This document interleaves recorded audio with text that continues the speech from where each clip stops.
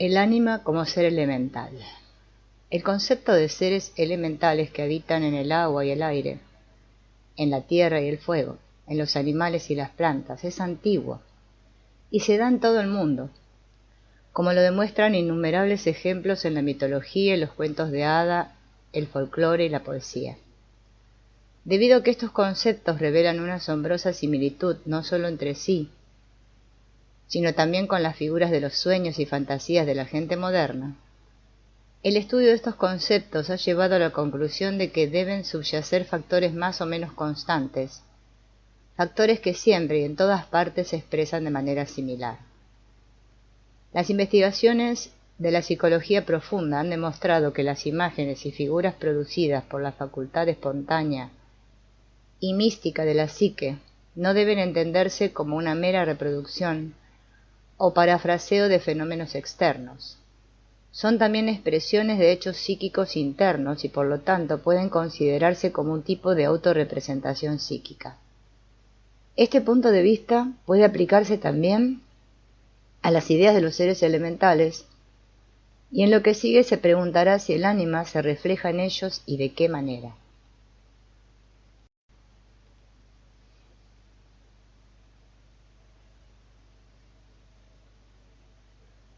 Un estudio exhaustivo del material es imposible aquí. Solo puedo dar unos pocos ejemplos y en relación con ellos discutir solo las características que me parecen importantes en mi contexto. Por eso, entre todas las criaturas elementales, los gigantes, enanos, elfos, etc., solo considero aquellas que por su sexo femenino o su relación con un hombre pueden considerarse como encarnaciones del ánima.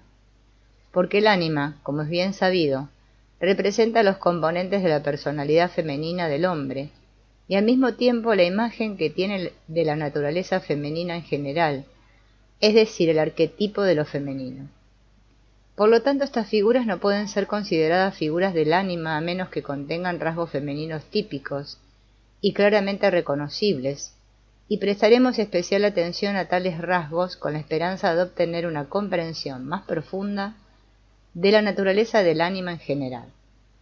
Entre los seres en cuestión, los más adecuados para tal investigación son las ninfas, doncellas, cisnes, ondinas y hadas, familiares de tantas leyendas y cuentos. Por lo general son de una belleza tentadora, pero solo medio humanas.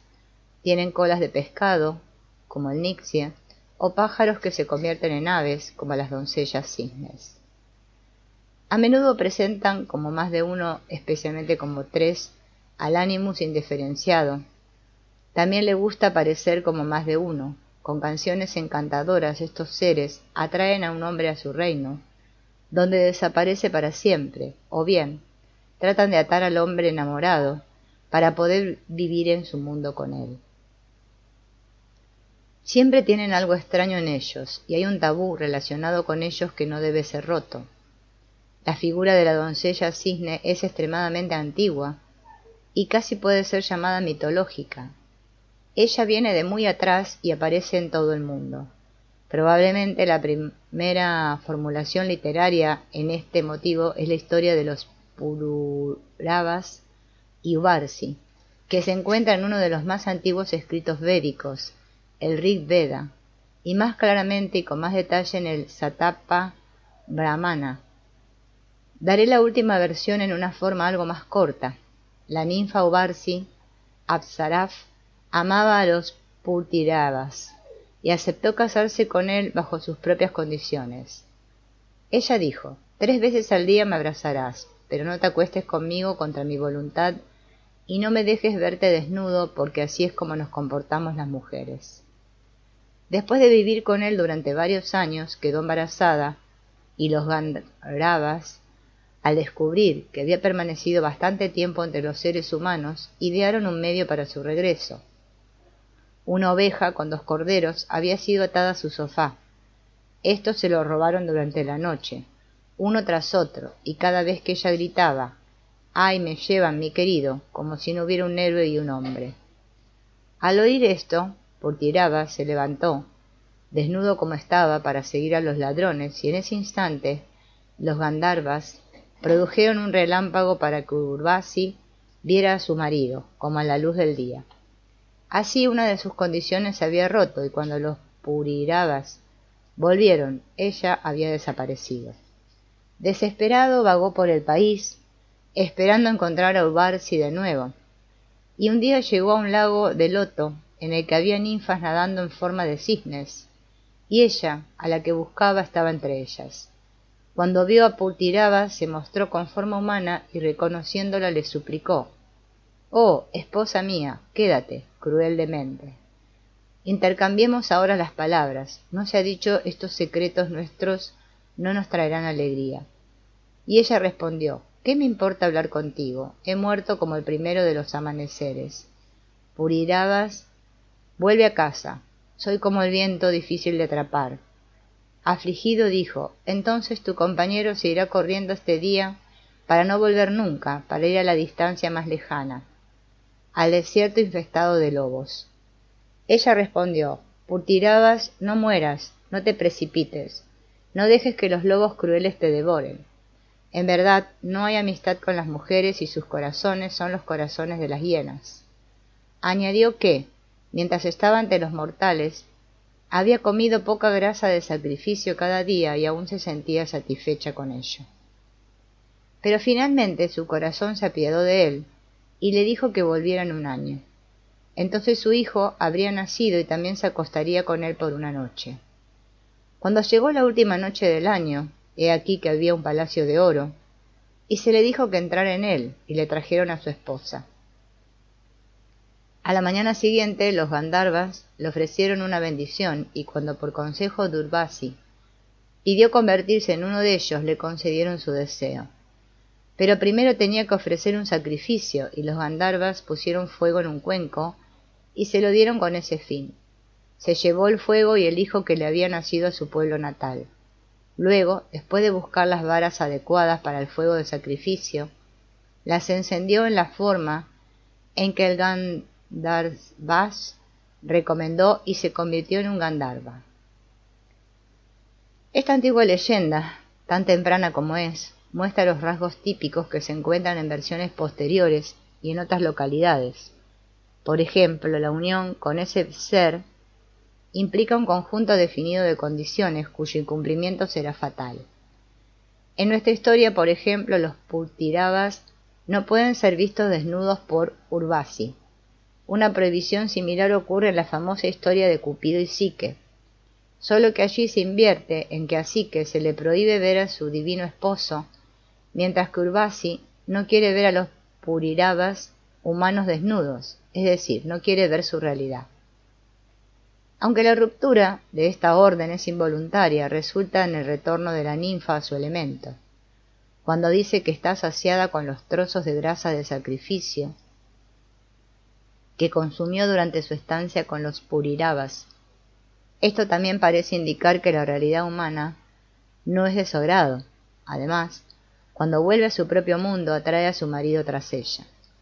Por cierto, se menciona un hijo al que da a luz después de su desaparición y que Puriravas trae a casa más tarde, de modo que aparentemente algo con un lugar en el reino humano resulta de su unión, pero no se aprende nada más al respecto. En esta relación las actitudes de Puriravas y la ninfa celestial son marcadamente diferentes. Él, con sentimiento humano, lamenta la pérdida de su amada, trata de encontrarla de nuevo y quiere hablar con ella. Pero sus palabras, cuando dice que las mujeres tienen el corazón de las hienas, son la expresión de un ser elemental sin alma que se juzga a sí mismo. En cuanto a la interpretación de las doncellas cisne, la escuela que concibió las imágenes mitológicas como encarnación de las fuerzas y acontecimientos naturales, vio en ellas la niebla que flota sobre el agua y luego al elevarse se condensa en nubes y se mueve por el cielo como cisne volando. Incluso desde el punto de vista psicológico, la comparación de estas figuras con la niebla y las nubes es apta, ya que aparentemente mientras lo que se llama el contenido inconsciente permanezca inconsciente, o casi, carecen de contornos firmes y puede cambiar, convertirse entre sí y transformarse a sí mismos. Solo cuando emergen del inconsciente y son captados por la conciencia se vuelven plena y claramente reconocibles, y solo entonces puede decirse algo definitivo sobre ellos. En realidad es mejor no imaginarse el inconsciente como una área real. Son contenidos firmemente definidos y casi concretos. Tal concepto solo es útil ocasionalmente cuando sirve para acercar lo imperceptible a nuestra comprensión.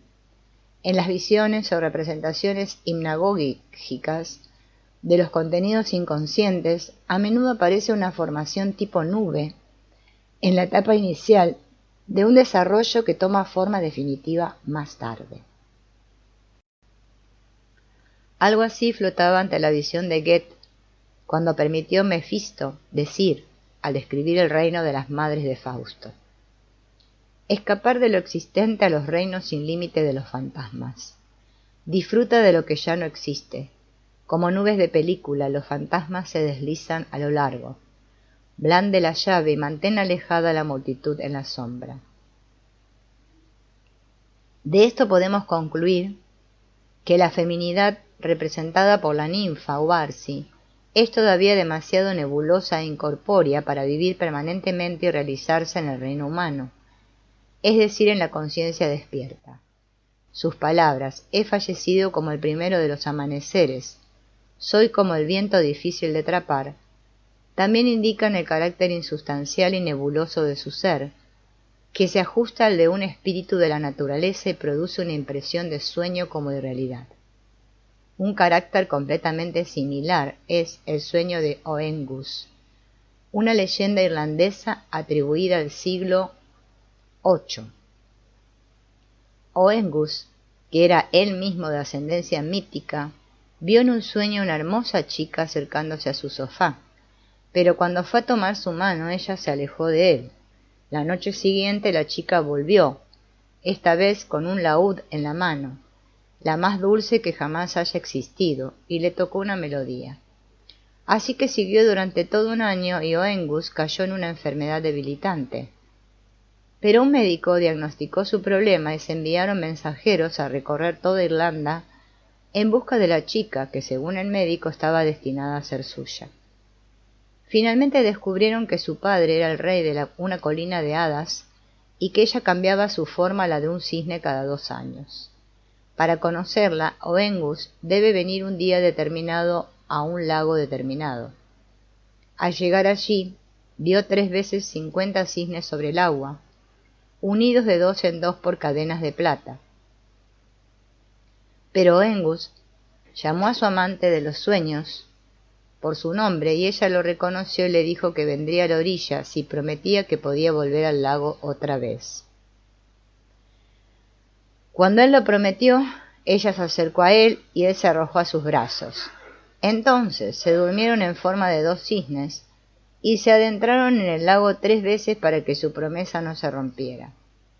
Finalmente, como 2 pájaros blancos, se alejaron volando al castillo de su padre y cantaron una hermosa canción coral que durmió a la gente durante 3 días y 3 noches. La chica se quedó con él después de eso. El carácter onírico de esta historia es particularmente claro, que la todavía desconocida amada de Oengus se le aparezca primero en un sueño, que se diga expresamente que está destinada a él y que no puede vivir sin ella. Son circunstancias que señalan indudablemente el ánima, a su otra mitad. La gana aceptando su condición y permitiéndole al menos durante un tiempo volver al agua. De hecho, él mismo se convierte en un cisne. En otras palabras, intenta encontrarla en su propio elemento, su nivel, para hacerla permanentemente suya, conducta que también debería ser de valor psicológico en relación con el ánimo. El canto mágico de los 2 cisnes es una expresión del hecho de que 2 seres de la naturaleza opuesta que aún pertenecen juntos se han unido ahora en armoniosa armonía. Las valquirias nórdicas son arcaicas y míticas doncellas cisne de un tipo bastante diferente. Se llaman valquirias porque al servicio de Odín recuperan a los guerreros caídos en la batalla y los llevan al Valhalla. También tienen un papel en la concesión de la victoria y la derrota, lo que demuestra claramente que están relacionadas con los noruegos, que giran y cortan los hilos del destino. Por otra parte, cuando la valquiria del Valhalla entrega al héroe su cuerno de beber, está realizando la función habitual de una sirvienta. Sin embargo, ofrecer una bebida es también un gesto significativo que expresa la relación y el vínculo mutuo. Y ciertamente un motivo que se da con frecuencia es el de la figura del ánima, que llena la copa de un hombre con una poción de amor, inspiración, transformación o muerte. Las valquirias se llaman también Wish Maidens, y de vez en cuando una de ellas se convierte, como hizo Brynhilde, en la sabia o amante de un gran héroe al que da ayuda y protección en la batalla. Uno puede ver en estas criaturas semidivinas una forma arquetípica del ánima que se espera en los hombres salvajes y amantes de la guerra. De hecho, se dice de las valquirias que su principal pasión es el combate. Ellas encarnan simultáneamente, como también es el caso del ánima, tanto el deseo del hombre como su esfuerzo, y en la medida en que estos se dirigen a la batalla, su lado femenino aparece en una forma que es guerrera. Más aún, aunque se piensa que las valquirias son normalmente montadas, también son capaces de atravesar el aire y el agua y tomar la forma de cisnes. Una de las canciones más antiguas del Edda, la canción de la tierra del camino, comienza con el motivo de la doncella cisne. La doncella voló desde el sur por el bosque turbio. Jóvenes doncellas cisne, batalla para despertar. Allí, en las orillas del lago, se reposaron un rato. Estas doncellas del sur y el lino hilado. La canción no lo dice, pero nos permite adivinar que aquí, como en otras historias similares, Wayland y sus hermanos robaron las prendas de cisnes de las doncellas para que no pudieran irse. Entonces cada uno de los hermanos tomó una de las doncellas y permanecieron después de 7 inviernos habitando allí 8 con todo cariño, pero en el 9º, necesitadas por el deber, las doncellas deseaban ir al bosque turbio, jóvenes doncellas cisne, luchando por despertar. Así que se fueron volando, y 2 de los hermanos las siguieron para buscar dónde habían desaparecido, pero Wayland, fabricando anillos de oro, se quedó en casa y esperó su regreso. No hay nada más sobre esto en el curso de la canción, que continúa en otra línea. Lo significativo aquí es que el conjunto de doncellas siente un abrumador anhelo de batalla y al volar atrae a los hermanos tras ellos. En lenguaje psicológico esto significa que el anhelo, el deseo de nuevas empresas, se hace sentir primero en el inconsciente femenino.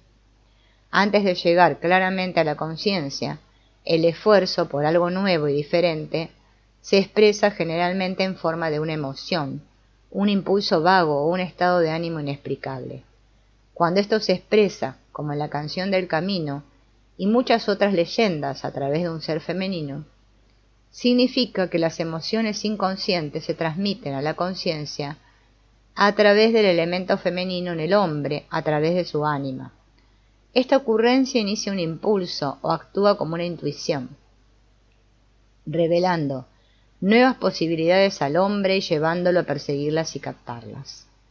Cuando la doncella del cisne desea incitar a la batalla, desempeña el papel característico del ánima de la mujer inspiradora, aunque sin duda en un nivel primitivo en el que el trabajo en el que se inspira el hombre es principalmente el de la lucha. Este es también un papel favorito de las mujeres en la poesía de la corte de la Edad Media, aunque en una forma más refinada. El caballero lucha por su dama en un torneo, llevando su insignia, su manga por ejemplo, en su casco. Su presencia lo enciende y aumenta su coraje. Lo mejor es que ella le otorga el guerdón de la victoria, y frecuentemente esto consiste en su amor. Pero a menudo es cruel, exigiendo hazañas insensatas y sobrehumanas a su caballero como señal de su sumisión. Se dice que el conde Guillermo IX de Poitiers, conocido como el primer trovador, hizo pintar en su escudo el retrato de su amada. Sin embargo, en la literatura de los trovadores es particularmente interesante ver cómo la inspiración se movió gradualmente hacia otras cosas que no fueran la lucha. El hombre de Lady Aventura es otra evidencia de que el amor masculino por la aventura se personifica en forma femenina. Otra peculiaridad de la doncella cisne es que ella anticipa el futuro. Las valquirias, al hacer girar la fortuna de la batalla y así preparar el destino, se asemejan a los noruegos.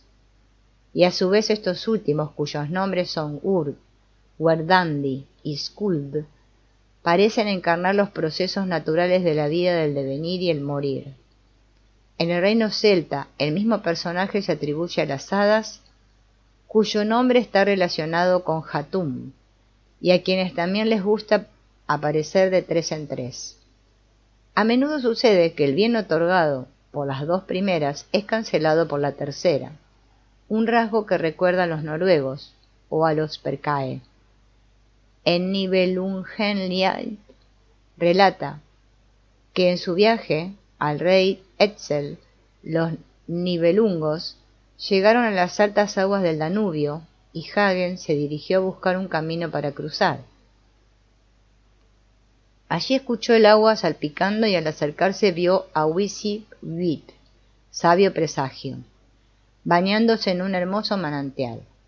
Subiendo a rastras, tomó sus ropas y las escondió, pero si las devolvía, una de las mujeres prometió decirle lo que pasaría en el viaje.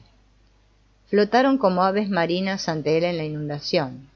Le pareció que su vista debe ser segura y buena, por lo tanto lo que le digan, él lo creerá. Así que aquí también las mujeres sabias, que se parecen a las aves acuáticas, aparecen como pronosticadoras de eventos futuros. Es bien sabido que los pueblos germánicos atribuyeron a la mujer el don de la profecía, y por esta razón fue especialmente estimada por ellos, incluso honrada. Odín mismo va a una vidente, la Vala, para escuchar su destino. Tácito menciona a una profetisa llamada Veleda, que gozaba de gran autoridad entre su clan, los Bructeri, y fue llevada a Roma como cautiva en tiempos de Vespasiano. Y Julio César cuenta que entre los germanos era costumbre que las madres de familia dijeran de antemano, echando a suertes y profetizando, si sería aconsejable entrar en batalla o no.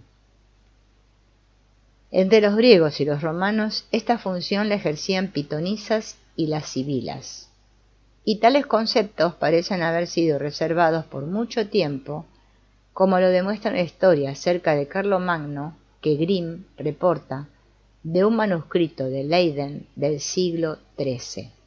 La leyenda pretende explicar el nombre de Aquisgrán, originalmente Aquisgranum, y dice que Carlomagno mantuvo allí una mujer sabia, una hechicera o hada, que con otros nombres también se llamaba ninfa, diosa o dríade.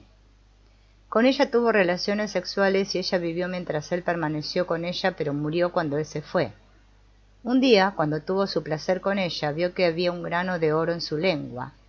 Lo hizo cortar y la ninfa murió y nunca volvió a la vida. Esta ninfa recuerda a la misteriosa Aelia, la Aelia Crispis, de la que habla Carl Jung en El enigma de Bolonia. Si nos preguntamos por qué la segunda visión y el arte de la profecía se atribuyen a la mujer, la respuesta es que en general ella está más abierta al inconsciente que el hombre. La receptividad es una actitud femenina que presupone apertura y vacío, donde antes de Jung se ha denominado el gran secreto de la feminidad. Además, la mentalidad femenina es menos reacia a la irracionalidad que la conciencia masculina racionalmente orientada, que tiende a rechazar todo lo que no se ajusta a la razón, y por lo tanto frecuentemente se cierra al inconsciente. En el Fedro, Platón critica esta actitud excesivamente razonable, especialmente en el tema del amor, y alaba lo irracional, incluso lo insano, en la medida en que puede ser un don divino. Menciona varias formas de hacerlo. 1. La sabiduría oracular pronunciada por la pitonisa, por ejemplo, da consejos sobre el bienestar del Estado. A este respecto comenta, porque la profetisa de Delfos y las sacerdotisas de Dodona, cuando están fuera de sus cabales, han conferido grandes beneficios a Elias, tanto en la vida pública como en la privada, pero cuando en sus cabales pocos o ningunos. 2. El don de la sibila de la profecía que predice el futuro. 3. El frenesí, entusiasmo, inspirado por las musas. La pitonisa, las sibilas y las musas son seres femeninos y tal vez comparados con las videntes del norte. Sus dichos son de un tipo irracional que parece una locura desde el punto de vista de la razón o el logos. Facultades como estas, sin embargo, no pertenecen solo a la mujer. Siempre ha habido videntes y profetas masculinos, también que lo son en virtud de una actitud femenina y receptiva que les hace responder a las influencias del otro lado de la conciencia. Debido a que el ánima, como aspecto femenino del hombre, posee esta receptividad y ausencia de prejuicios hacia lo irracional, se la designa como mediadora entre la conciencia y el inconsciente. En el hombre creador, especialmente, esta actitud femenina juega un papel importante. No sin razón se habla de la concepción de una obra, de llevar a cabo un pensamiento, de entregarse a él o de reflexionar sobre él. El motivo de la doncella cisne aparece también en innumerables cuentos de hadas. La historia del cazador y la doncella cisne servirá de ejemplo. Un guardabosque, tras la pista de un ciervo, llegó a un lago justo cuando 3 cisnes blancos se acercaban volando.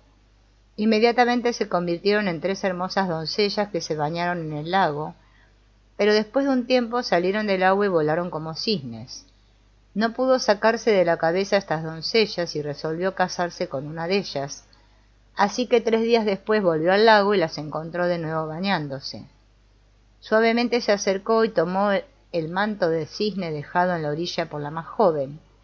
Ella le imploró que se lo devolviera, pero él se hizo el sordo y se lo llevó a casa, de modo que la doncella tuvo que seguirlo después. Fue recibida amistosamente por su pueblo y aceptó casarse con el cazador. Pero el manto de cisne se lo dio a su madre, que lo guardó en un cofre. Un día después de que esta pareja viviera felizmente junta durante varios años, la madre, al ordenar, encontró el pequeño cofre y lo abrió. Tan pronto como la joven vio su manto de cisne, lo arrojó rápidamente a su alrededor y con las palabras: «Quien quiera volver a verme debe venir a la montaña de cristal que se encuentra en el campo brillante». Se balanceó en el aire y se fue volando. El infeliz cazador fue a buscarle con la ayuda de animales amistosos. Después de muchas dificultades, finalmente la encontró. Entonces, habiendo aprendido que estaba encantada, quedó libre. He contado esta historia con mucho detalle porque incluye un nuevo y muy significativo motivo, el de la redención. La necesidad de redención demostrada por el encantamiento indica que la forma de cisne no es una condición original, sino secundaria, como el vestido que esconde a la princesa. Detrás de la forma animal se esconde un ser superior que debe ser redimido y con el cual el héroe se unirá eventualmente. La princesa a redimir, que aparece en tantos cuentos de hadas, apunta claramente al ánima. Sin embargo, como la historia muestra que la princesa estaba allí antes que el cisne, esto seguramente insinúa un estado original de unidad y plenitud, que terminó con el encantamiento y que ahora debe ser reconstruido. La idea de que una condición primordial de perfección fue destruida, ya sea por la actitud pecaminosa de los hombres o por la envidia de los dioses, es un concepto muy antiguo que forma la base de muchos sistemas religiosos y filosóficos. Evidencias de esto son la doctrina bíblica de la caída del hombre, el ser primitivo originalmente esférico de Platón, que se dividió en mitades, y la sofía gnóstica aprisionada en la materia. En términos psicológicos decimos que las exigencias de la vida y el creciente desarrollo de la conciencia destruyen o estropean la totalidad original del niño. Por ejemplo, en el desarrollo de la conciencia del ego masculino, el lado femenino queda atrás y así permanece en un estado natural. La misma situación ocurre en la diferenciación de las funciones psicológicas. La llamada función inferior queda atrás y como resultado es indiferenciada e inconsciente. Por lo tanto, en el hombre suele estar conectado con el ánima igualmente inconsciente. La redención se logra reconociendo e integrando estos elementos desconocidos del alma. El cuento de hadas, del velo robado, presenta este tema de una manera nueva característica del período romántico. Localizado en el llamado Schwanenfeld, en las montañas de Sajonia, donde se dice que hay un manantial oculto que otorga belleza, el cuento contiene los rasgos típicos ya mencionados. Sin embargo, en lugar de su vestimenta de cisne, se lo roba a la bañista un velo y un anillo. El héroe, que es un caballero, la lleva a su casa, donde se celebra su boda y también en este cuento confía el cuidado del velo a su madre. Luego, el día de la boda, la novia se lamenta de no tenerlo y la madre se lo trae, en donde la novia, poniéndose el velo y la corona, se convierte inmediatamente en cisne y sale volando por la ventana. Esta historia es demasiado larga para darla en detalle. Sin embargo, hay que señalar que la madre, aparentemente con buenas intenciones, es de nuevo la que devuelve el vestido de cisne a la novia y provoca así su partida. Puesto que la separación de la pareja se produce por la acción de la madre, es posible deducir una rivalidad oculta entre la madre y el ánima, tal como se encuentra a menudo en la actualidad. Por otra parte, este rasgo también podría entenderse como la tendencia de la Gran Madre, es decir, del inconsciente, a recordar a los que le pertenecen. La descendencia real de la doncella cisne que se muestra en su corona la muestra como un ser de orden superior y puede estar relacionada con el aspecto sobrehumano y divino del ánima. Sin embargo, en muchas historias parece que la figura de la princesa encantada debe interpretarse desde el punto de vista de la psicología femenina. En este caso, ella representa la personalidad superior de la mujer, su yo. En cuanto a la forma del pájaro, siendo la criatura del aire, el pájaro simboliza no solo la calidad animal del ser natural, sino que también contiene una insinuación de sus potencialidades espirituales no despertadas. Otro ser elemental que goza de especial popularidad y longevidad es el Nixie, tema de cuentos de hadas, leyendas y canciones populares de todas las épocas. Es una figura que se nos hace familiar por innumerables representaciones. Además sirve de tema a los poetas modernos y aparece a menudo en los sueños.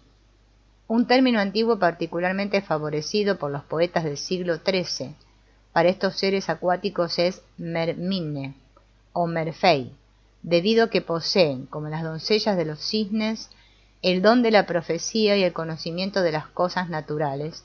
También se les llama Wisiu-wip, mujeres sabias. Pero en general, como veremos, otros factores tienen prioridad sobre estos, sobre todo el factor eros.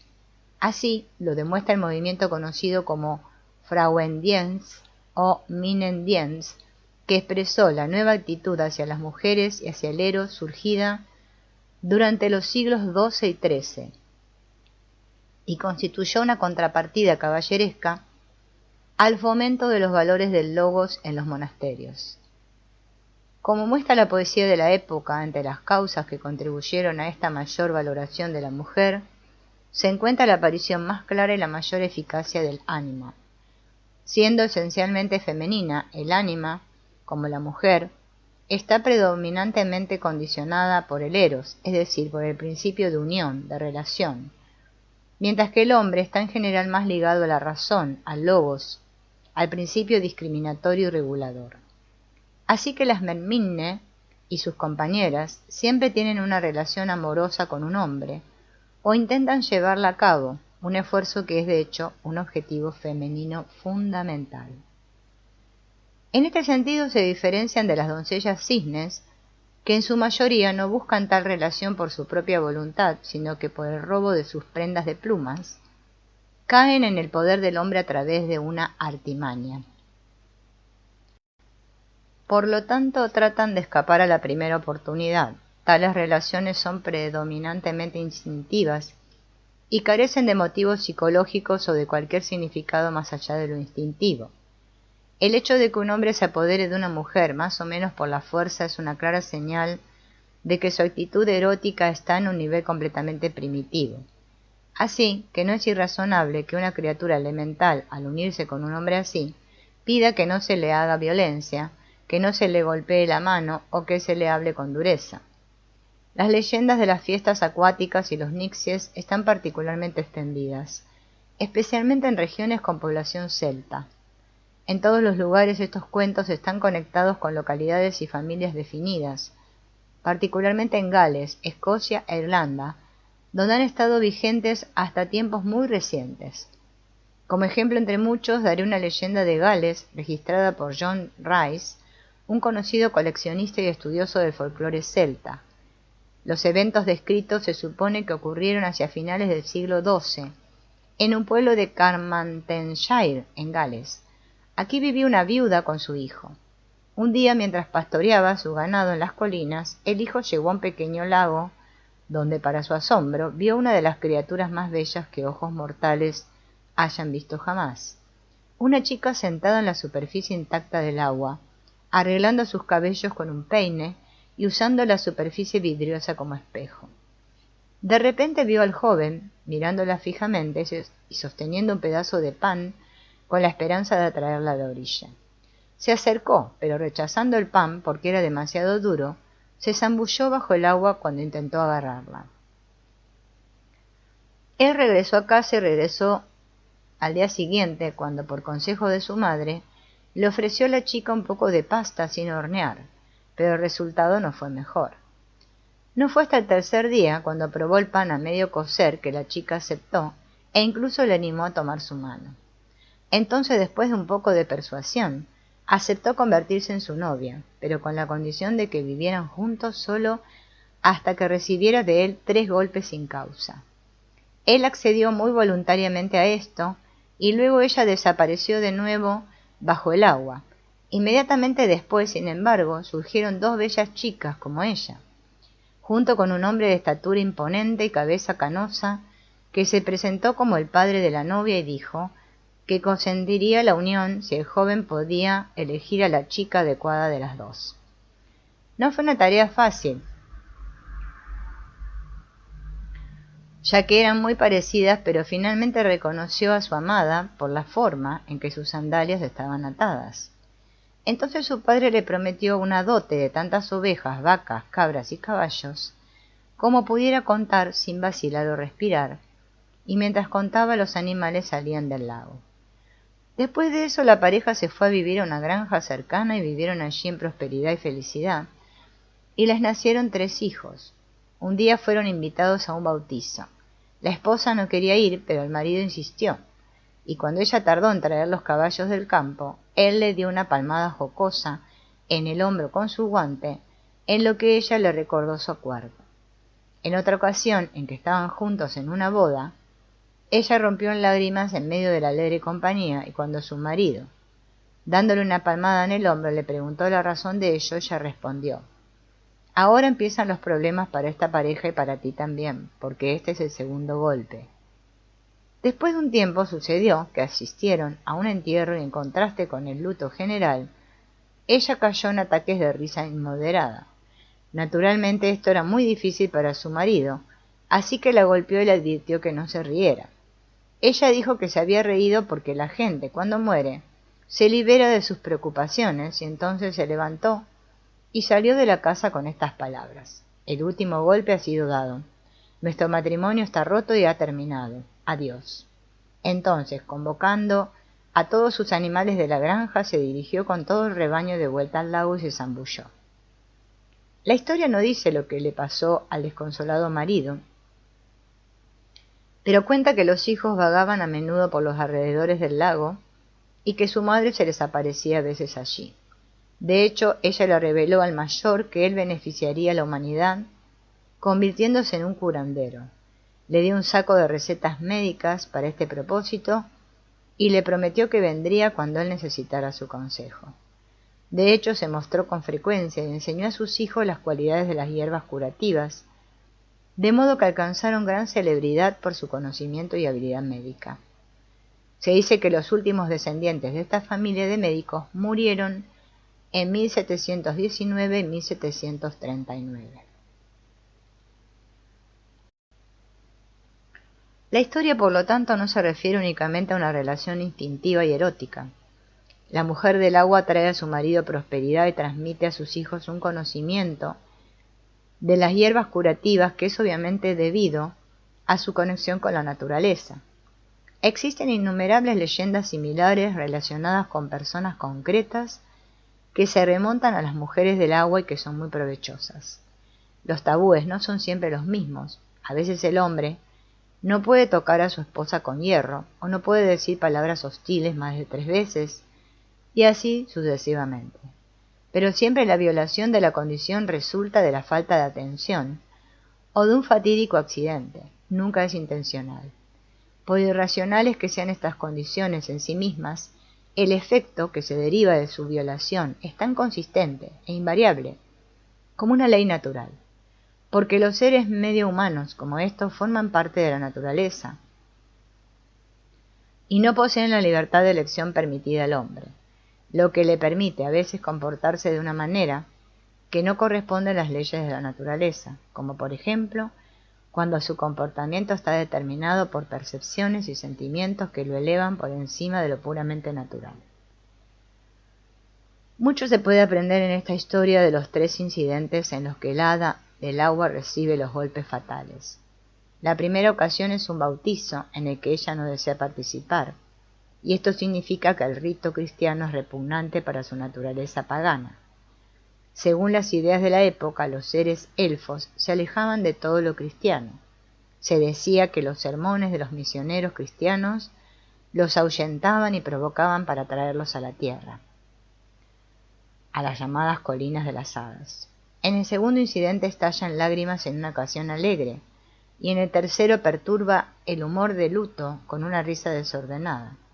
Se comporta de manera inadaptada y sus declaraciones, aunque le parezcan razonables, no se ajustan a las circunstancias.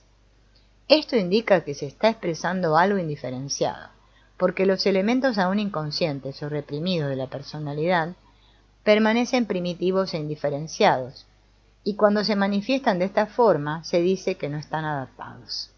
Manifestaciones similares pueden ser observadas o experimentadas interiormente por cualquier persona en cualquier momento.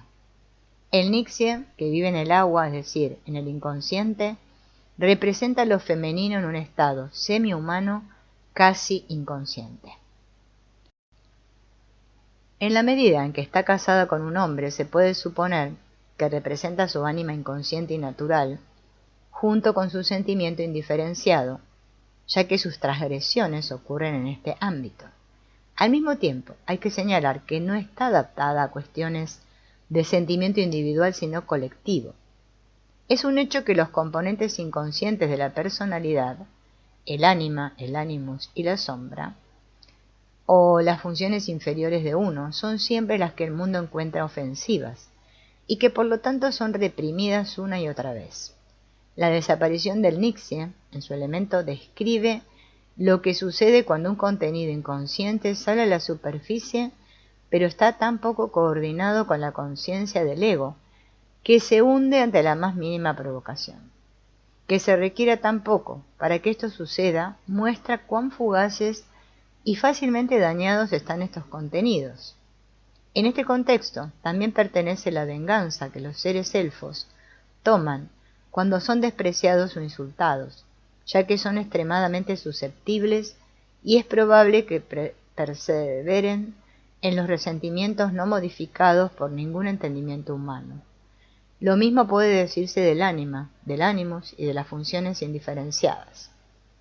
En efecto, la exagerada susceptibilidad que se encuentra con frecuencia en otros sabios hombres poderosos es un signo de la implicación del ánima. También se discierne en el ánima la incalculabilidad, la picardía y la frecuente malicia de estos espíritus elementales que constituyen el reverso de su encanto hechicero. Estos seres son implícitamente irracionales, buenos y malos, útiles y dañinos, sanadores y destructivos, como la naturaleza misma de la que forman parte. Y el ánima, como aspecto inconsciente y femenino del hombre, no es el único que muestra estas cualidades. Lo mismo puede verse en muchas mujeres. Para la mujer en general, debido a su tarea biológica, ha permanecido como un ser más elemental que el hombre, y a menudo manifiesta este tipo de comportamiento más o menos claramente. Es fácil para un hombre proyectar la imagen del ánima a las mujeres más elementales. Ellas corresponden tan exactamente a su propia feminidad inconsciente. Debido a esto, las criaturas elementales, preferiblemente nixies, también aparecen a menudo en las imágenes de los sueños y fantasías de las mujeres. Pueden representar la feminidad no desarrollada y aún natural de la mujer en cuestión, o bien su función inferior, a menudo, sin embargo. Son formas incipientes de la personalidad superior del yo. En esta leyenda encontramos otro rasgo característico, a saber, la doncella de agua peinándose como la Lorelei y reflejándose en el lago. El peinado del cabello puede ser reconocido sin dificultad como un medio de atracción sexual que aún se utiliza en día. Mirarse en el espejo pertenece a eso, y las dos acciones juntas se atribuyen a menudo a la figura del ánima en la literatura y las artes plásticas. Pero el espejo, como atributo de la figura del ánima, tiene aún otro significado. Una función del ánima es ser un espejo para un hombre, para reflejar sus pensamientos, deseos y emociones, como lo hacían las valquirias. Precisamente por eso es tan importante para él, si se trata de una figura interior o proyectada, una mujer real exterior. De esta manera se da cuenta de cosas sobre las que todavía está inconsciente. A menudo, para estar seguros, este funcionamiento del ánima no conduce a una mayor conciencia y autoconocimiento, sino simplemente a un autoespejamiento que halaga la vanidad del hombre o incluso a una autocompasión sentimental. Ambas cosas aumentan naturalmente el poder del ánima y por lo tanto no están exentas de peligro. Sin embargo, es parte de la naturaleza femenina servir al hombre como espejo, y la adoración tan tonificante que la mujer desarrolla a menudo es lo que la hace especialmente apta para llevar la proyección del ánima del hombre. La bella Melusine también pertenecía a la raza de las hadas del agua, y aunque la leyenda sobre ella es bien conocida, contiene varios puntos importantes, por lo que la daré brevemente. Raimundo, hijo adoptivo del conde de Poitiers, había matado al conde en un accidente de caza y huyó al bosque en una pena insoluble. Allí, en un claro, se encontró con 3 hermosas doncellas sentadas junto a un manantial, una de las cuales era Melusine. Él le transmitió su dolor y ella le dio un buen consejo, y él se enamoró de ella y le pidió que se casara con él. Ella aceptó con una condición, que él pasara todos los sábados en completa soledad sin molestarla. Él aceptó esto y vivieron felices durante años. Ella le dio varios hijos, pero todos tenían algo anormal y monstruoso. También hizo construir un espléndido castillo y le puso el nombre de Lucinia, aunque más tarde se le conoció como Lusignan. Un sábado, preocupado por los rumores que le llegaban sobre su esposa, Raymond la espió y al encontrarla en su cuarto de baño se horrorizó que tuviera la cola de un pez o una serpiente marina. Al principio este descubrimiento no pareció hacer ninguna diferencia, pero poco después llegó la noticia de que uno de los hijos de Melusine había atacado y quemado un monasterio que había fundado y que otro de los hijos, que era monje allí, había perecido. Ella trató de consolar a su marido, pero él la empujó diciendo: «Fuera, serpiente odiosa, contaminadora de mi honorable raza». Ante estas palabras se desmayó, pero cuando se recuperó se despidió llorando de su marido y encomendó a los niños a su cuidado. Luego, volando por la ventana, desapareció con un largo lamento de agonía. Más tarde, reapareció de vez en cuando para cuidar a los niños, algunos de los cuales eran pequeños, y durante mucho tiempo persistió la leyenda de que reaparecería sobre las murallas del castillo, cuando uno de los señores de Lusignan, que se suponía que eran sus descendientes, estuviera a punto de morir. La condición de Melusine era que se le permitiera una vez a la semana volver a su elemento y retomar su forma de nixie. Este es el secreto que no puede ser espiado. Lo no humano, lo natural, en este caso la cola de pescado, no debe ser vista. Es razonable suponer que el baño semanal, con su retorno al estado natural, equivale a una renovación de la vida. El agua es, en efecto, el elemento de vida por excelencia. Es indispensable para la preservación de la vida y los baños curativos o manantiales que traen consigo la recuperación y renovación de la vida siempre se han considerado luminosos y a menudo han gozado de veneración religiosa. Pero los cultos a los árboles, las piedras y los manantiales, así como la quema de fuegos y luces junto a ellos, fueron prohibidos como prácticas paganas por el Concilio de Aviñón en el año 442 después de Cristo.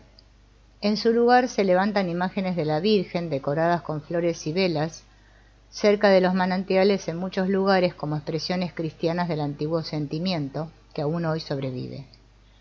Un nombre conocido de María es Pege, que significa primavera. La calidad luminosa del agua también se expresa en el antiguo concepto de agua de vida, con poder sobrenatural, o el aqua permanens de los alquimistas. Las ninfas o hadas que viven en los manantiales o cerca de ellos tienen una afinidad especial con el agua, que se cree que es el elemento de la vida, y como la fuente de la vida es un misterio sin resolver, también la ninfa tiene sobre ella algo misterioso que debe permanecer oculto. En cierto sentido, estos seres son los guardianes de los manantiales, y ciertos manantiales curativos tienen un santo patrono hasta el día de hoy. Baden, por ejemplo, tiene a Santa Verena, que reemplazó a una ninfa pagana y también está conectada con Venus. El ánima, cuyo nombre expresa su carácter animador, cumple una función similar. Así que a menudo aparecen sueños o fantasías como este tipo de ser de hadas. Por ejemplo, un joven que era muy racional en su actitud y por lo tanto expuesto al peligro de la desestabilización, soñaba de la siguiente manera: estoy atravesando un denso bosque, entonces viene hacia mí una mujer envuelta en un oscuro velo que me toma de la mano y que dice que me llevará al manantial de la vida. Al relatar una experiencia temprana, el escritor inglés William Sharp cuenta de una hermosa mujer blanca del bosque que se le apareció junto a un pequeño lago rodeado de árboles. De niño la llamó Ojos de Estrella, más tarde Señora del Mar, y dice que la conocía como la mujer que está en el corazón de las mujeres de otoño. Claramente ella es la imagen primaria de la feminidad, una inconfundible figura ánima.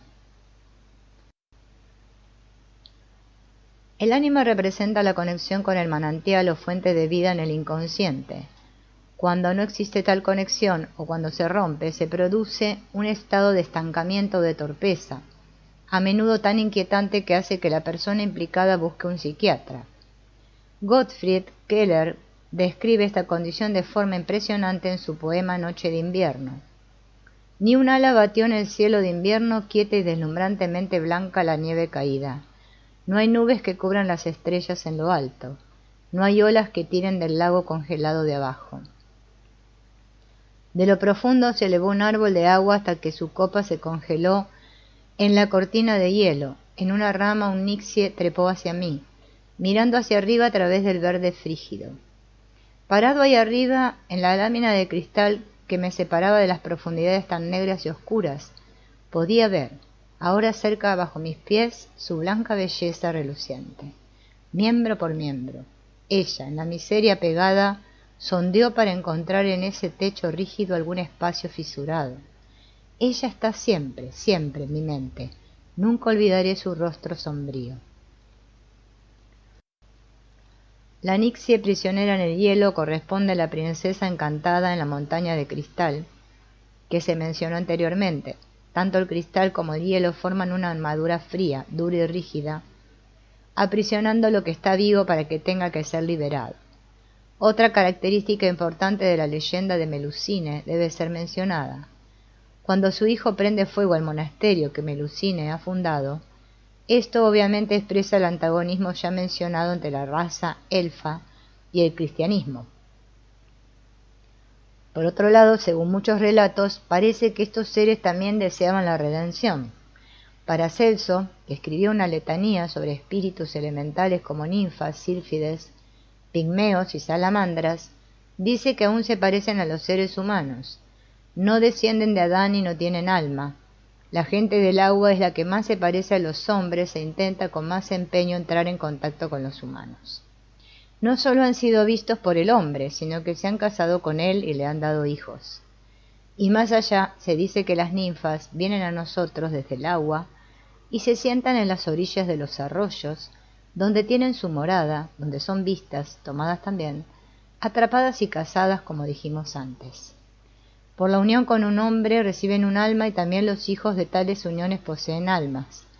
De esto se deduce que cortejan al hombre y que lo buscan asiduamente y en secreto.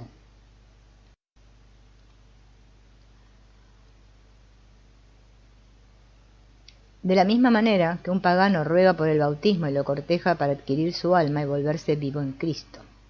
Estas disposiciones de Paracelso proporcionan el material para la onda de F. de la Motte Fouque, escrita a principios del siglo XIX, es decir, en el período romántico, cuando la idea de un alma influyendo en la naturaleza fue revivida y también cuando se habló por primera vez de la idea del inconsciente.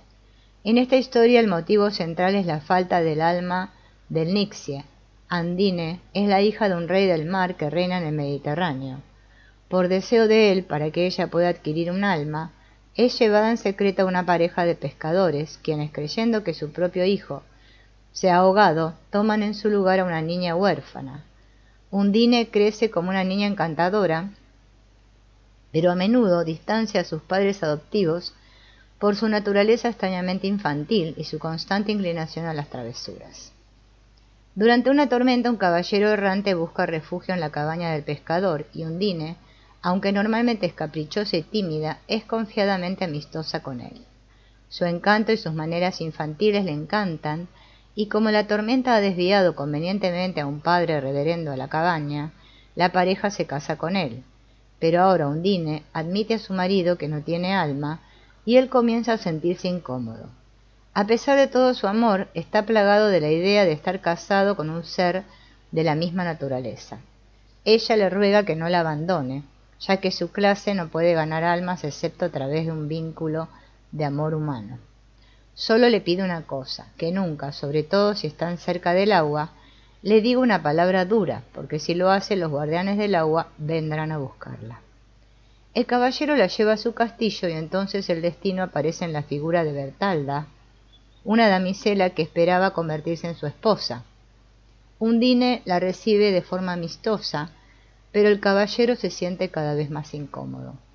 Finalmente, mientras navegan por el Danubio, esta inquietud se expresa en su acusación de brujería y malabarismo cuando en lugar del collar de Bertalda, que había caído al agua, levanta una cadena de corales.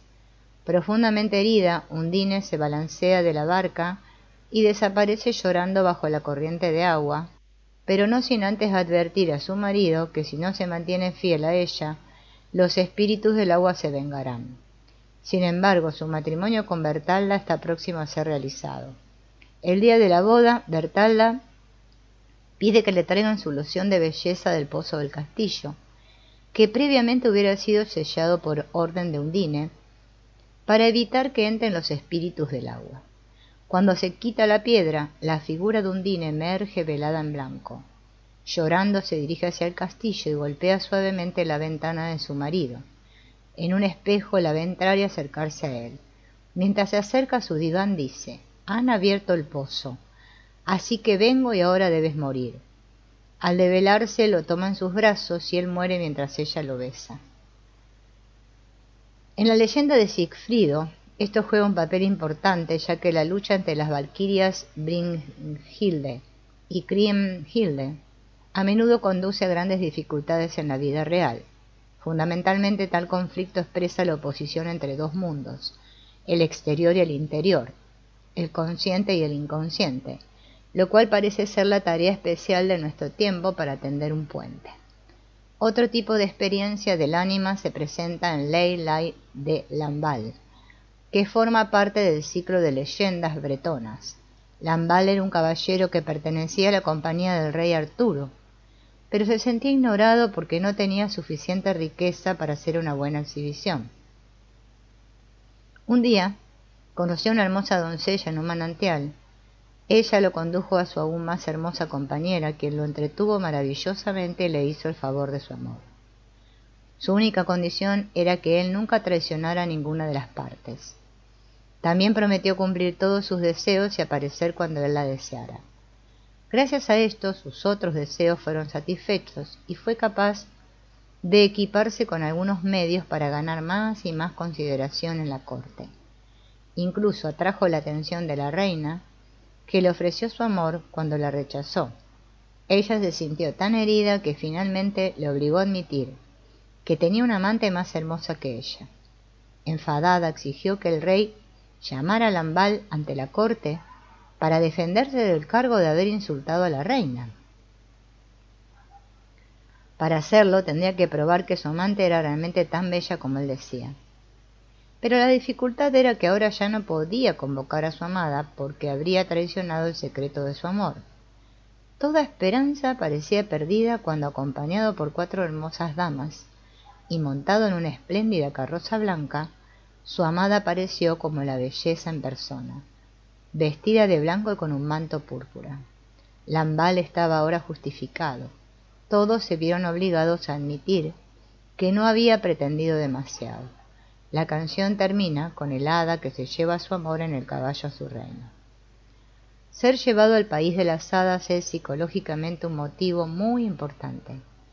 En la tradición celta este reino no tiene el carácter terrible y temeroso que posee en otros lugares. No es un reino de los muertos, sino que se llama tierra de los vivos o tierra bajo las olas, y se cree que está compuesto de islas verdes, que están habitadas por seres femeninos hermosos y a veces llamadas islas de mujeres.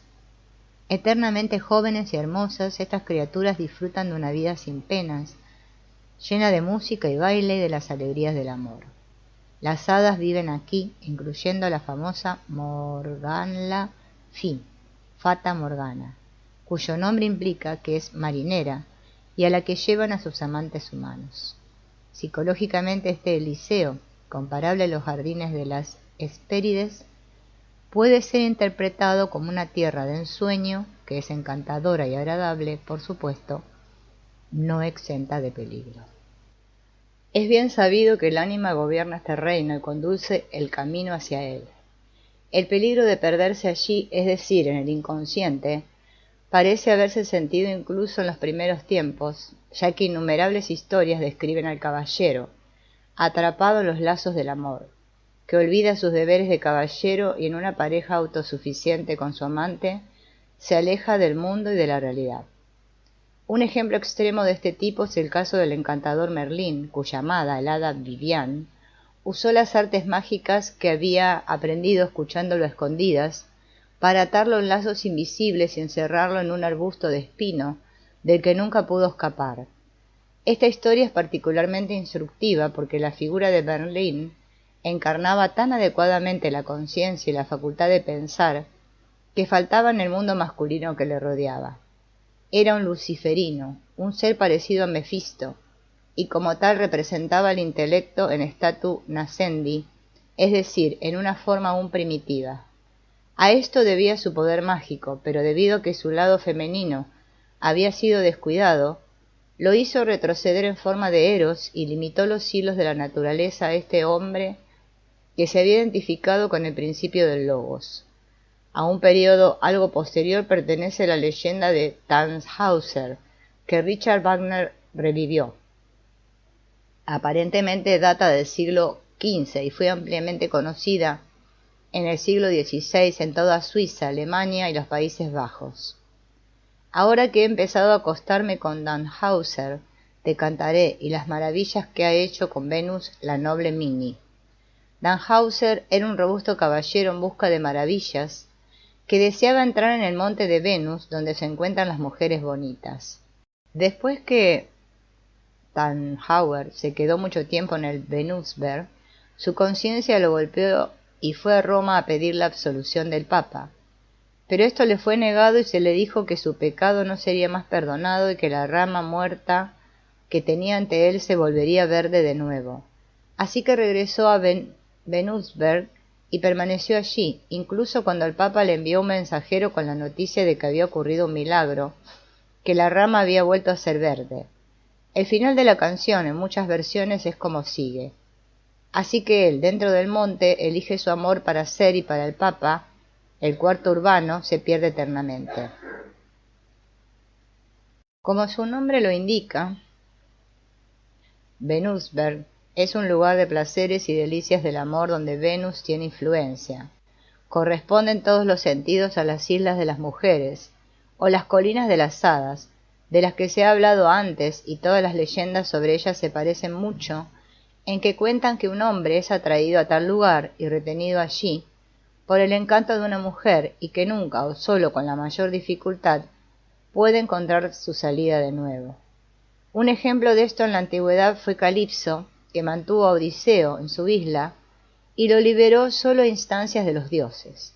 La hechicera Circe también pertenece a esta categoría, pero su personaje era más bien de bruja, ya que convertía a sus víctimas, los camaradas de Odiseo, en cerdos.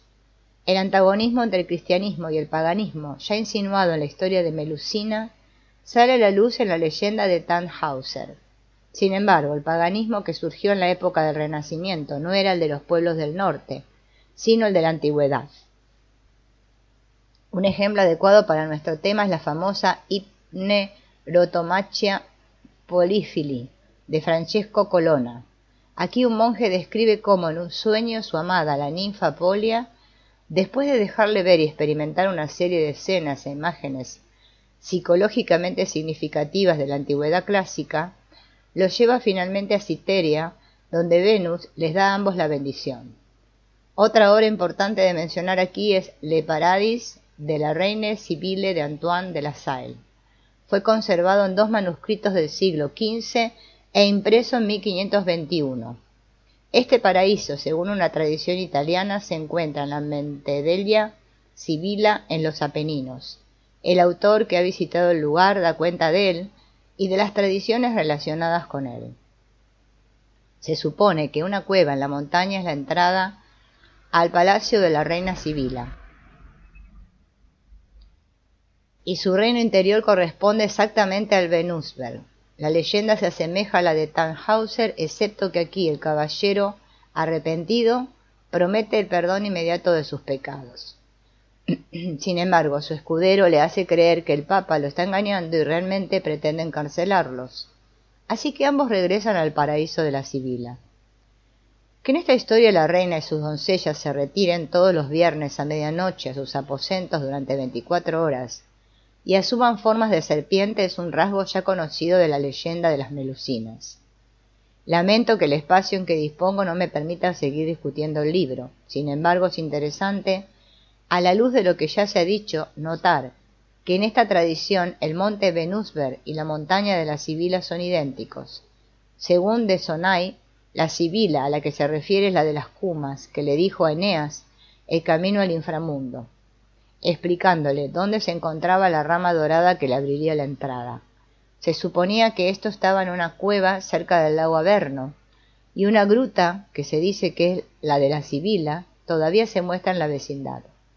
Obviamente la tradición se ha combinado con la de la cueva del monte de la Sibila, que también se encuentra cerca de un lago y se cree que conduce al paraíso de la reina Sibila. Pero aún hay más. De Sonai conjetura que posiblemente esta gruta pudo haber sido dedicada alguna vez a Cibiles, la madre de los dioses, cuyo culto en el 204 a.C. fue introducido en Roma como resultado de un dicho en los libros sibilinos, y posteriormente se extendió hasta el norte de Italia y la Galia. Como dadora de vida y diosa de la fertilidad, Cibeles gobernaba las aguas. Como madre de la montaña y señora de los animales, amaba y gobernaba todo lo que era salvaje en la naturaleza. Otorgó el don de la profecía, pero también causó locura, y su culto orgiástico estaba relacionado con el de Dionisio. Ella nos es familiar como la madre de Atis, pero profundizar en este mito ahora nos llevaría a la lejanía. Solo quiero recordar que parte del culto de esta diosa era que los sacerdotes debían castrarse. Como hemos visto, los prisioneros del reino de las hadas experimentaron el equivalente a la castración, también perdiendo su virilidad y convirtiéndose blandas como mujeres. La gran diferencia, sin embargo, es que mientras que ellos sucumbieron a la tentación y fueron sometidos por la magia femenina, los sacerdotes de Cíbeles ofrecieron un sacrificio a la diosa. Indudablemente el carácter de la diosa Cíbeles puede compararse con el de la Sibila de Reine, incluso si la hipótesis de Sonai no está corroborada por los hallazgos arqueológicos. El paraíso de esta Sibila contiene casi todos los rasgos anteriormente señalados en las diversas historias de doncellas, cisnes, nixies y hadas. El hecho de que un complejo de ideas como este haya existido en todo el mundo desde tiempos primitivos, siempre recurrente en la misma combinación o simplemente permaneciendo sin cambios, indica claramente que el material con el que estamos tratando es básicamente arquetípico. La Gran Madre, la profetisa y la diosa del amor son todos aspectos de la feminidad primitiva y también por lo tanto aspectos del arquetipo de ánima. Según las conclusiones de Kerenji, Cíbeles y Afrodita son en último análisis una y la misma figura, y ambas pueden ser equiparadas a la gran diosa de la naturaleza. La suya también es la figura divina reflejada en las criaturas elementales, descritas anteriormente y en las leyendas asociado con ellos, la misma figura cuyos rasgos comparte también el ánima. Pero las doncellas y cisnes y los nixies no son las únicas formas en las que la naturaleza femenina elemental se muestra. Melusina es regañada por su marido por ser una serpiente, y esta figura también puede encarnar el femenino primitivo. Representa una feminidad más primitiva y citónica que la del pez, por ejemplo, y ciertamente que el pájaro, mientras que al mismo tiempo que se le atribuye inteligencia, incluso sabiduría. Además, la serpiente también es peligrosa. Su mordida es venenosa y su abrazo sofocante, pero todos saben que a pesar de su peligrosidad el efecto que ejerce es fascinante. Apareciendo en innumerables mitos y cuentos de hadas, el papel de la serpiente no siempre es expresamente femenino. En los sueños y fantasías modernas, tanto de hombres como de mujeres, a menudo representa la libido prehumana e indiferenciada más que un componente psíquico consciente o capaz de hacerse consciente. Sin embargo, hay ciertamente casos en los que la serpiente tiene un carácter expresamente anímico. Al discutir los aspectos psicológicos de la figura de Core, Jung cuenta el sueño de un joven sobre una serpiente hembra que se comportaba tierna e insinuantemente y le hablaba con voz humana. Otro hombre que a veces ve una serpiente anillada en su jardín dice que siente que lo mira con ojos notablemente humanos, como si quisiera establecer una relación con él. El espíritu de la naturaleza también aparece como una serpiente o como una triple serpiente verde dorada en el cuento de la olla de oro de Hoffmann. Aquí la pequeña serpiente que mira al héroe del cuento con inefable anhelo se convierte en Serpentina, una verdadera figura del ánima que posee la olla dorada. La olla es un recipiente en el que se refleja la maravillosa tierra de la Atlántida, y esta tierra, al estar hundida en el mar, representa el inconsciente. Al permitir que el héroe contemple tales imágenes, Serpentina cumple una función típica del ánima y además le ayuda a descifrar una enigmática escritura encontrada en una hoja verde esmeralda que no es difícil de reconocer como una hoja del libro de la naturaleza. Siempre que el ánima aparece como una bestia de presa, como sucede a menudo en los sueños y fantasías, es su peligrosidad la que se acentúa. Un hombre, por ejemplo, puede soñar que una leona que ha salido de su jaula se acerca y gira con gratitud a su alrededor. Luego se vuelve amenazante y quiere devorarlo. Los tigres, panteras, leopardos y bestias de presa, generalmente, aparecen en este tipo de sueño. En China, la zorra hembra juega un gran papel. Le gusta presentarse como una bella doncella, pero se puede reconocer su cola. A menudo hay algo fantasmal en ella y se la considera la encarnación de un espíritu difunto.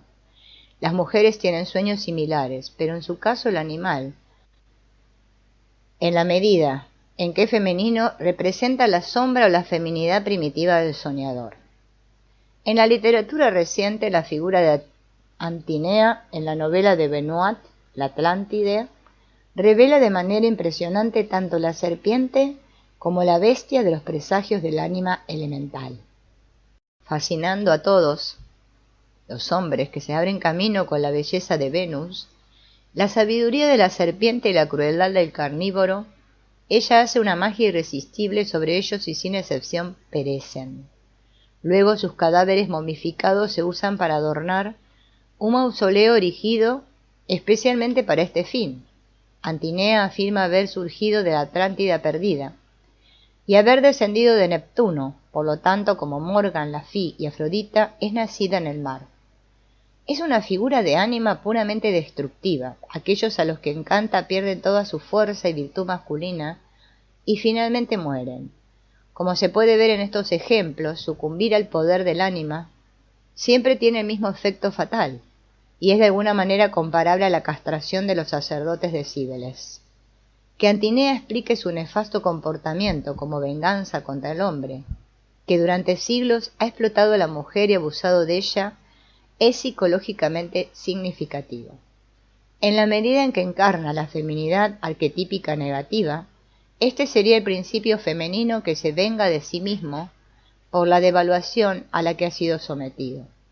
Cuando, como sucede en tantas leyendas, una criatura elemental busca unirse a un ser humano y ser amada por él para adquirir un alma, solo puede significar que algún componente inconsciente y subdesarrollado de la personalidad está buscando unirse a la conciencia y así estar informado con el alma.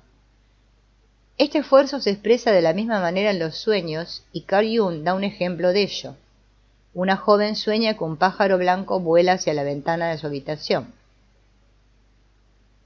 Se convierte en una niña de unos 7 años que después de posarse en la mesa a su lado, se convierte de nuevo en un pájaro, pero sigue hablando con una voz humana. Esto muestra que una criatura femenina quiere entrar en la casa del soñador, pero sigue siendo una niña, es decir, no está desarrollada. Esto también se expresa en el hecho de que vuelve a ser un pájaro. Es la primera aparición clara de la figura del ánima que emerge al umbral de la conciencia, pero aún es medio humana. El inconsciente no solo tiene tendencia a persistir en su estado primitivo y engullir y extinguir lo que ya se ha hecho consciente, sino que también muestra signos de actividad en la dirección opuesta. Hay contenidos inconscientes que luchan por volverse conscientes y como los elfos se vengan si esto no se tiene en cuenta. El impulso hacia el aumento de la conciencia parece proceder de los arquetipos, como si por así decirlo hubiera un instinto que tiende hacia este objetivo. Pero no sabemos de dónde viene tal impulso, o cuál es la naturaleza de la dinámica que lo pone en marcha. Pertenece a los secretos no descubiertos de la psique y de la vida.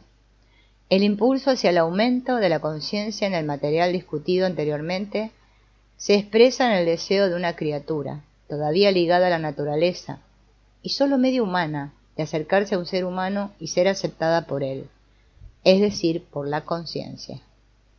A este respecto, tal vez merezca la pena considerar otro motivo que aún no se ha mencionado, a saber, el hecho de que estos seres elementales poseen con bastante frecuencia un padre, más o menos oculto.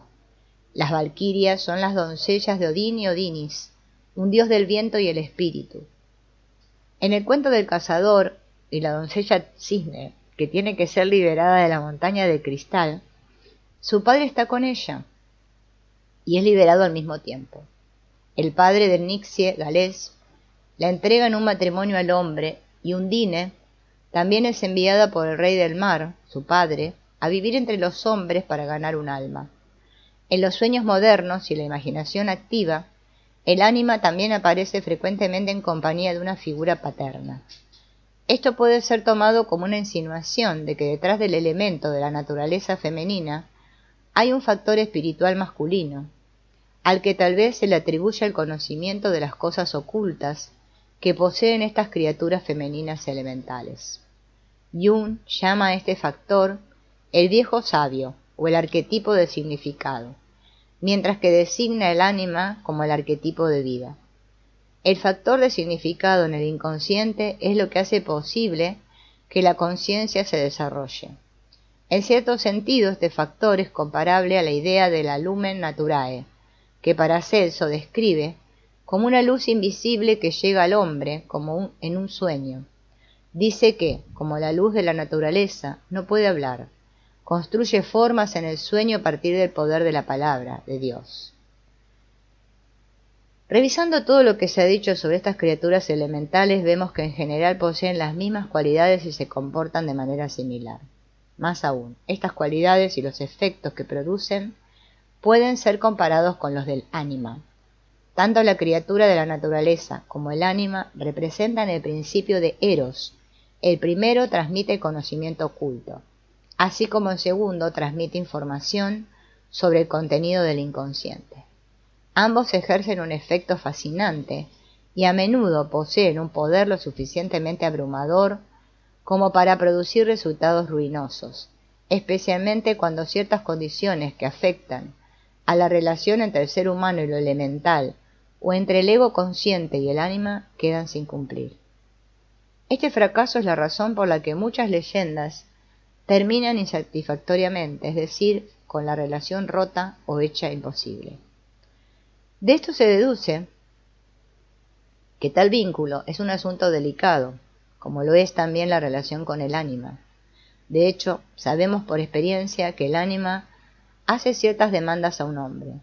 Es un factor psíquico que insiste en ser considerado, no descuidado como es la tendencia general, ya que a un hombre naturalmente le gusta identificarse con su masculinidad. Sin embargo, no se trata de entregar completamente su masculinidad al servicio de la dama ánima o perderla por completo, sino sólo de conceder un cierto espacio a lo femenino, que es también una parte de su ser. Esto lo hace reconociendo y realizando el eros, el principio de relación, lo que significa que no sólo toma conciencia de su sentimiento, sino que también lo utiliza porque para crear, sobre todo para preservar, una relación no se puede prescindir de un juicio de valor, que es lo que es el sentimiento. El hombre por naturaleza tiende a relacionarse con los objetos, con su trabajo o con algún otro campo de interés. Pero lo que le importa a la mujer es la relación personal, y esto vale también para el ánima. Su tendencia es enredar a un hombre en tales relaciones, pero también puede servirle bien para darle forma, es decir, puede hacerlo después de que el elemento femenino se haya incorporado a la conciencia. Mientras este elemento trabaje de forma autónoma, perturba las relaciones o las hace imposibles. Las investigaciones y descubrimientos de la psicología profunda han demostrado que, para la gente moderna, es esencial llegar a un acuerdo con el inconsciente. Para un hombre la relación con el ánima es de especial importancia, para una mujer con el ánimos. Estos factores, al construir una especie de puente, establecen la conexión con el inconsciente en general. El ánima, por regla general, se proyecta en primer lugar sobre una mujer real. Esto puede llevar al hombre a entablar con ella una relación que, de otro modo, le resultaría imposible. Por otra parte, también puede dar lugar a que él dependa demasiado de ella, con los resultados fatales descritos. Mientras exista tal proyección, es naturalmente difícil para el hombre encontrar una relación con el ánima interior, con su propia feminidad. Sin embargo, las figuras de las mujeres que no pueden ser identificadas con personas reales o a menudo se producen en los sueños. Aparecen generalmente como el extraño, el desconocido, o la mujer con velo, o como en las leyendas toman la forma de criaturas no del todo humanas.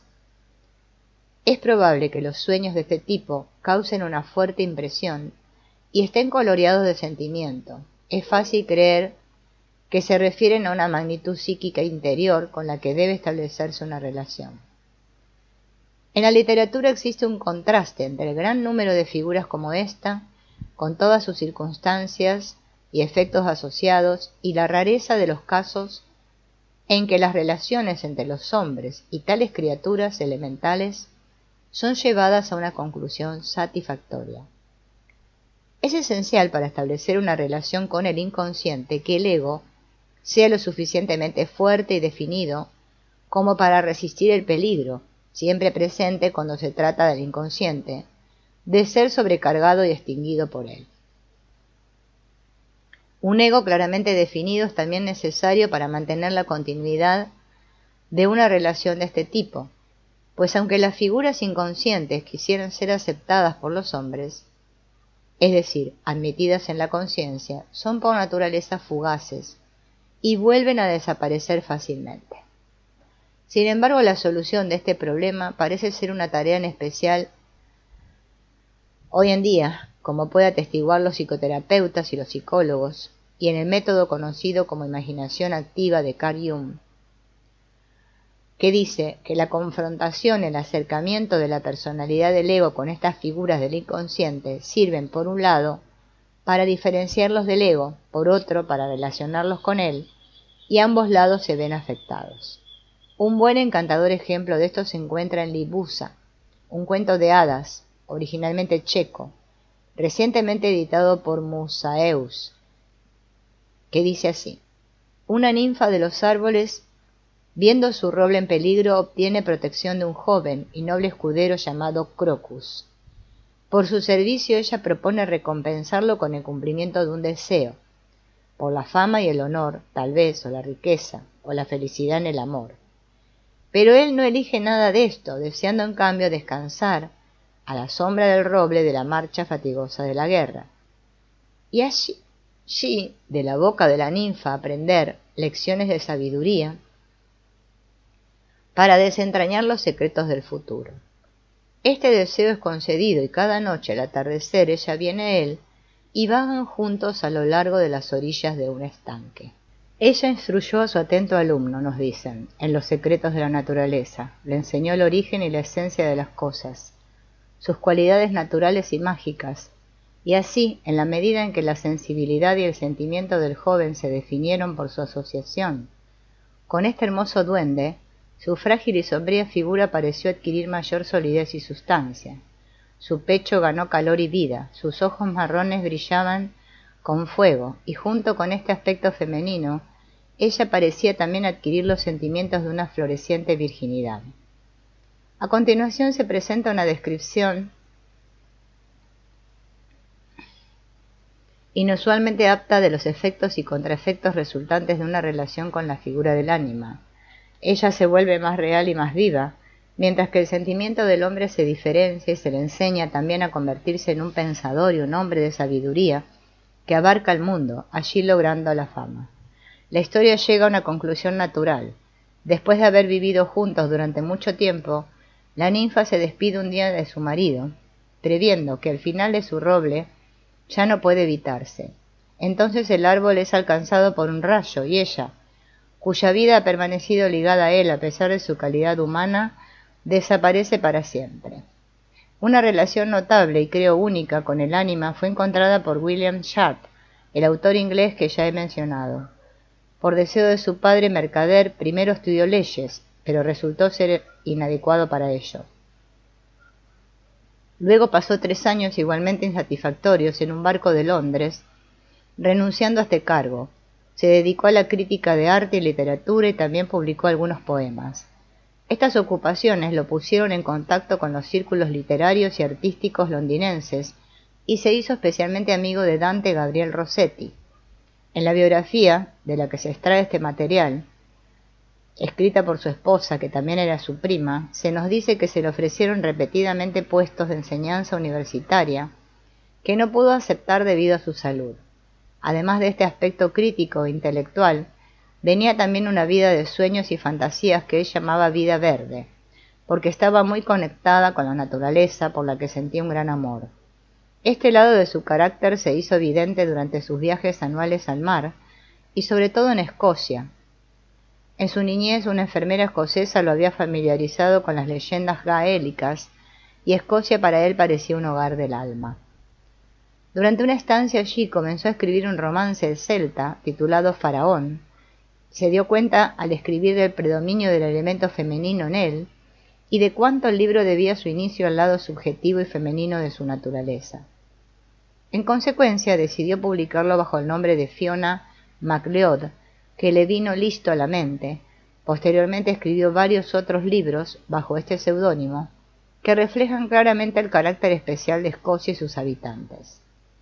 Debido al despertar de un nuevo interés en las cosas celtas entre un grupo de escritores de este período, estos fueron muy bien recibidos. Según William Butler Yeats, entre las nuevas voces ninguna era más distintiva que la misteriosa y notable voz que se revelaba en las historias de Fiona MacLeod, que parecía convertirse en las voces de estas simples personas y cosas elementales, no sólo por la observación de ellas, sino por la identidad de la naturaleza. El arte de estas historias, dijo Yeats, era del tipo que se basaba en la revelación. Trataba de cosas invisibles e inaprehensibles. Cuando le preguntaron por qué escribía con nombre de mujer, Sharp respondió: «Puedo escribir desde mi corazón de una manera que no podría ser como William Sharp. Este sentido de unidad con la naturaleza, este éxtasis cósmico, eufórico, este camino que va a lo largo de los extremos del mundo común, todo esto está tan forjado con el romance de la vida que no puedo expresarme por mí mismo». Hizo un secreto cercano de la identidad con Fiona MacLeod y por un largo tiempo ni siquiera sus amigos se familiarizaron con ella. William Sharp tenía su propia correspondencia y Fiona MacLeod mantenía una separada con sus lectores. A su esposa le escribió, cada vez más absolutamente en un sentido, W.S. y F.M. se están convirtiendo en dos personas, a menudo casadas en mente y en naturaleza, pero a menudo absolutamente distintas, y firmó esta carta Wilfion, una contracción de William y Fiona. A veces, también en sus cumpleaños, intercambiaba cartas con Fiona, en las que le expresaba su gratitud y ella le daba consejos. Aquí tenemos un caso en el que el ánima interior alcanzó un grado raro de realidad. Tal vez esto se debió a una disposición especial por parte de William Sharp, en principio. Sin embargo, corresponde a lo que queremos decir cuando hablamos de relacionar o integrar el ánima, que en cierto grado es seguramente posible para todos los hombres. La integración del ánima, el elemento femenino, en la personalidad consciente del hombre forma parte del proceso de individuación. A este respecto, sin embargo, hay que tener en cuenta un punto en especial importante, ya que el elemento femenino, que debe convertirse en una componente integrado de la personalidad, es sólo una parte del ánima, a saber su aspecto personal. El ánima también representa el arquetipo de la feminidad, que es de naturaleza suprapersonal y por lo tanto no puede ser integrada. Detrás de los seres elementales de nuestro estudio se encuentran las figuras divinas de Cíbeles y Afrodita, la diosa naturaleza. Este fondo arquetípico explica la fuerza irresistible que puede emanar de tal figura del ánima, porque si en ella se encuentra la propia naturaleza, entonces es comprensible que un hombre pueda ser vencido y caer en su poder. Esto ocurre particularmente cuando no se hace ninguna diferenciación entre los aspectos arquetípicos y personales del ánima. De hecho, la confusión de los dos aspectos es lo que da al ánima un poder superior. Y por eso es muy importante discriminar entre lo que pertenece a lo personal y lo que pertenece a lo suprapersonal. Esta separación se representa a veces en los sueños y fantasías por la muerte de la figura del ánima suprapersonal. Conozco una fantasía en la que ella se eleva al cielo y la mujer ordinaria se queda atrás. En el sueño de Polífilo, que ya se ha mencionado, el sueño se cierra con la ninfa Polia disolviéndose en el aire, como una imagen celestial. Carl Jung cuenta el sueño de un hombre en el que una figura femenina de tamaño superior al de la vida y con el rostro velado se encuentra en una iglesia en el lugar del altar. De hecho, como las ideas platónicas, el arquetipo del ánima es de naturaleza sobrehumana y habita en un lugar celestial.